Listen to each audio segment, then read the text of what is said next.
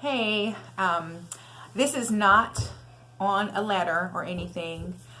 This is actually off script. I'm going to actually talk about the day my mother died. My mom died on March 21st, 22nd, I'm sorry, 2001.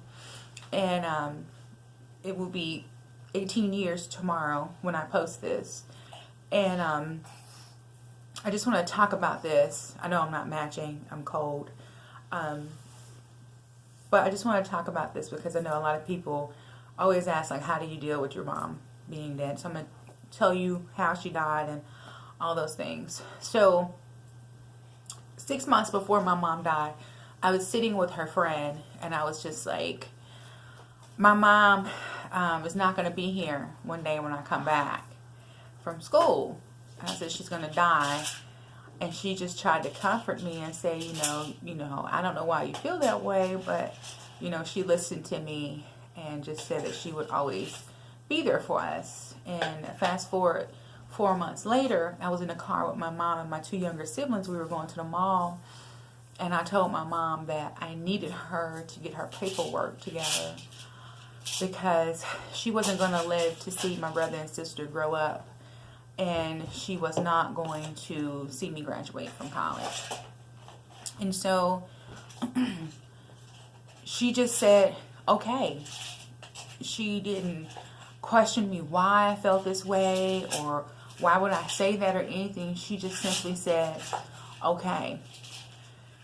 So my mom and I, we talked every day, whether it was through email or phone call, we talked to each other. We had really started to get close because, it wasn't like she was taking care of me anymore. She was like becoming my friend. And so we were starting to get close and we would talk. That Thursday morning I woke up. There was no email from my mom and or no phone call. And so I was like, wow, she must be really busy at work. That's odd. And went on, kept cleaning up my room, and all of a sudden at like 10:30, 11 o'clock, I got a knock at my door. And I opened it up, and there standing was my mom's boyfriend, Mr. David, and the school psychologist. And I remember just seeing him and seeing the tear stains on his face. And I looked at him and I said, wow, my mom is dead, isn't she? And he said, yeah. He said, let me in the room, sweetheart. And I said, how did she die? And I'll let you in. And he said, she died in her sleep. And I don't know what happened. I have no recollection of what occurred. But I just remember coming to, and I was on the other side of my room by the windows. And I had carpet burn from my knees to the tops of my feet. And I just remember feeling like somebody had kidnapped the air from my lungs. Just like I had, like a bomb went off. It was so surreal. I just didn't understand. And I was so angry. I was so mad at God because I couldn't believe he would take my mom away from all the people who needed her. And I just remember just being so mad, like why? My brother and sister were 11 and 13, and they were actually in the counseling center when they told me they didn't want the kids to see my reaction, which I'm glad they didn't, because I don't even know what my reaction was because it was so traumatic. And I just remember, like, when I started realizing where it was and what happened, all of my friends were standing there and they were crying and they were just like, Z, it's okay. And, I just remember the pain and just feeling like I had nothing, like everything was gone. And I remember going downstairs to see my brother and sister, and they, like I said, they were 11 and 13, and they just looked so small. And their eyes were red, their noses were red, their lips and their faces were swollen just from crying. And then I found out my little brother had found my mom that morning. And all I could imagine was like, God, this little 13-year-old boy walked in the room and found his mom dead. And he woke my sister up, and they ran to a neighbor's house to get some help. And it was too late. My mom had been dead in her sleep for a while, and they tried CPR. They called 911, and there was nothing anybody could have done. And I just saw grief, and I just looked at them, and I was like, oh God, like how will these kids ever be normal? And it's still very heavy, even 18 years later, just talking about it and thinking about those moments, and packing up like my room, knowing that this was the last semester that I was going to live on a dorm, because I was going to have to take care of my brother and sister. And I was just sitting there, and I was just so angry and so mad. And I was just like, I didn't want anything to do with God. I was just so mad. I was like, why would you put my little brother and sister through this? You couldn't wait. And I remember just traveling back home and just sitting in the car, and the silence was so loud, and the trip was so long, and again, it just felt like a dream that had just like no conversation. And I arrived home, and my mom's church family was there, and I just looked, and I was like, this is real. This is so real. And I remember just going into her room and laying on her bed and just crying and just hurting so bad. And I just remember just saying to myself, I don't know how I'm going to recover. I don't know how I'm going to recover. And we planned her funeral. We got everything done. And there's a lot of court stuff we had to go through for me to get custody of my brother and sister. And, you know, just my life changed so much. And today, because the video will be posted the next day. So I just remember, like, around this time every year, I get a little sad. Like, my heart aches a little, because it just means that this is one more full year that I haven't seen my mother. And it's painful. Like, even at 39, and my mom died when I was 21, it still hurts. Like, some days I wake up and it feels like 18 years, and sometimes I wake up and it feels like it was that morning. And people say, you know, time heals.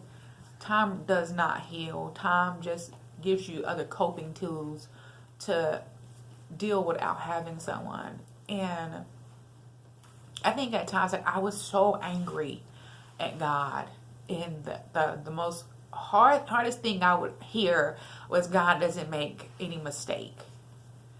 And I remember one time looking at someone, I was like, you know, how selfish is God that he would let a 13-year-old boy find his mother dead and take her away from them. I said, that is selfish. How can God love you and do something like that? So, you know, I had to deal with a lot of that grief and just being angry and hurt and all those things.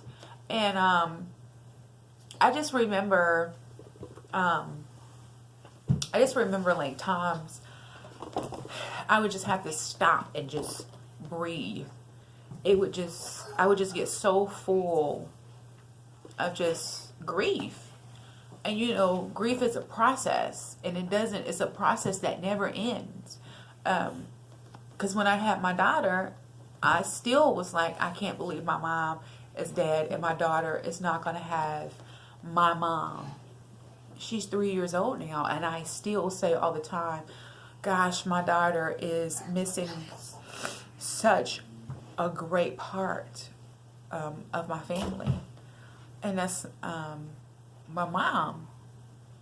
And I just remember, just try to remember all the fun times that I had with my mom, and the love that she gave and the things that she taught me.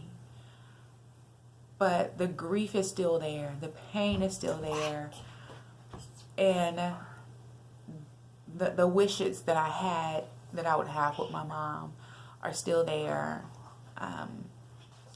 One of the good things that came out of her death was that it was discovered that the genetic heart disorder in our family was really bad. And my uncle, my mom's older brother, already knew he had it. And my mom never got checked, and of course she had it. Actually, the autopsy report had it on there, and when the coroner did the autopsy, he told my uncle and them to get the kids checked. I ended up having it, and I have a defibrillator pacemaker. I had the genetic testing done, and they found the gene that actually mutated. And my youngest uncle didn't have it, so his kids won't have it. So hopefully my daughter will not develop it. So when she's a teenager, she'll have to get checked out as well. Sorry, Sully's touching stuff. But yeah, the grief is still there, and I miss my mom's smile. I miss her hugs. I miss her talks.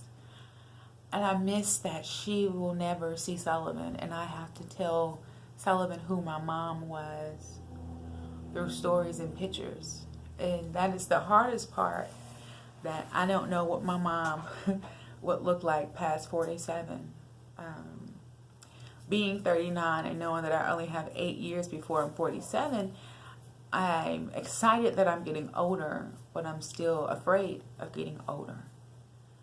But at the end of the day, I am learning how to live, and live through the grief of not having my mother, and live through the grief of having the disorder that my mom had that took her life, and just living through the grief that there are things my daughter is not going to experience with not having my mother around.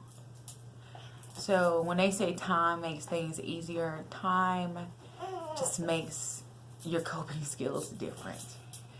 Because, like I said, some days I wake up and it feels like that Thursday morning. And some days I wake up and it feels like an eternity. So, come here. You can't get this out. And so, but I do know that my mom lives on, because Sullivan has a lot of her facial features, her hands, her nose. I have pictures of my mom when she was Sullivan's age, and my mom, she looks like my mom. And so I know she lives on, but it's just hard. It's just hard not having her here. You want to go downstairs? Yeah. It's just hard not having her here. So I know this was different. It's a little long, and I apologize. And as time goes on, I'll tell you more about the journey of raising my brother and sister and our lives and how we ended up in Asheville.